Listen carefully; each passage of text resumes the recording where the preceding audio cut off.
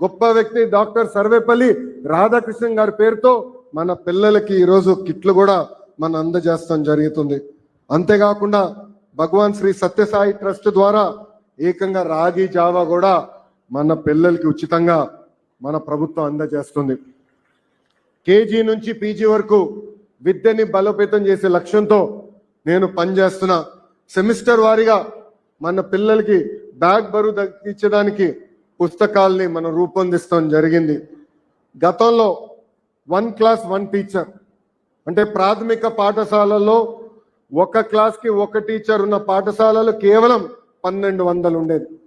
అలాంటిది మన ప్రభుత్వం అంటే ప్రజా ప్రభుత్వం ఏర్పడిన తర్వాత ఆ సంఖ్యని 9600 పాఠశాలలకి తీసుకెళ్తాం జరిగింది. ఇప్పుడే చాలా మంది చెప్పారు, ఎంతమంది బిడ్డలన్నా అంతమంది బిడ్డలకి ఏకంగా ఒకే ఒక జియో ద్వారా 10,000 కోట్ల రూపాయలు తల్లిల ఖాతాలో మన కూటమి ప్రభుత్వం వేస్తాం జరిగింది. విద్యాశాఖలో ఇప్పుడు ఒక యాప్ తీసుకొచ్చాం. ఆ యాప్ పేరు లీప్ యాప్.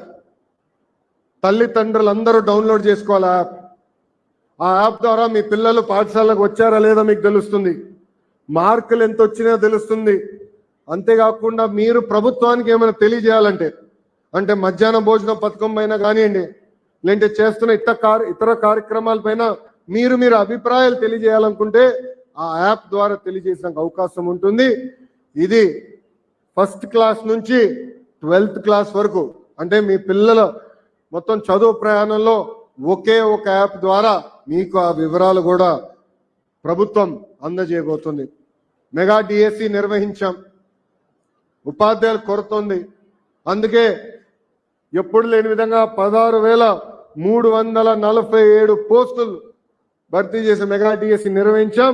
ఆగస్ట్ మాసంలో ఆ ఉపాధ్యాయుల్ని పాఠశాలలు కూడా పంపించే బాధ్యత మేము తీసుకుంటున్నాం.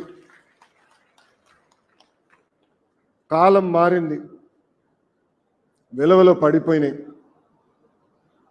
ఇది గుర్తించి గౌరవ ముఖ్యమంత్రి నారా చంద్రబాబు నాయుడు గారు విలువలు కూడిన విద్య అందించాలని చెప్పారు. ఆయన నాయకత్వంలో శ్రీ చాగంటి కోటేశ్వరరావు గారిని కేబినెట్ ర్యాంక్ ఇస్తూ సలహాదారుడుగా నియమించారు.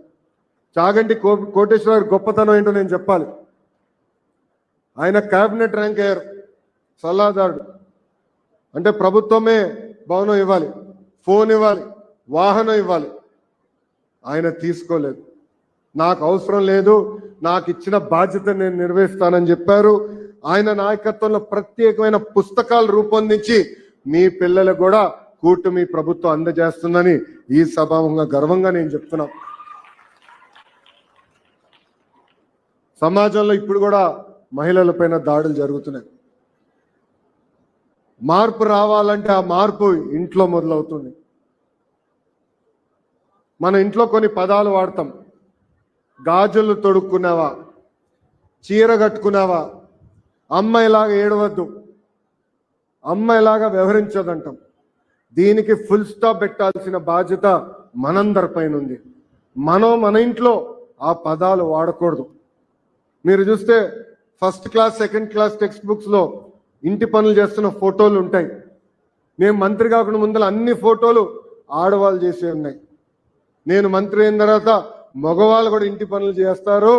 అందుకే ఫోటోలు 50-50 అంటే ఆడవాళ్ళు మగ సమానం అని అది కూడా రూపొందించాం. అంటే మార్పు మన మనసు నుంచి రావాలి, మన ఇంటి నుంచి మొదలవ్వాలి. ఏ మార్పు అయితే మనం ఆశిస్తున్నామో మన దగ్గర మొదలవుతేనే అది మనం పిల్లల్లో చూడొచ్చని ఈ సభాముఖంగా తల్లిదండ్రులందరికీ తెలియజేస్తున్నా.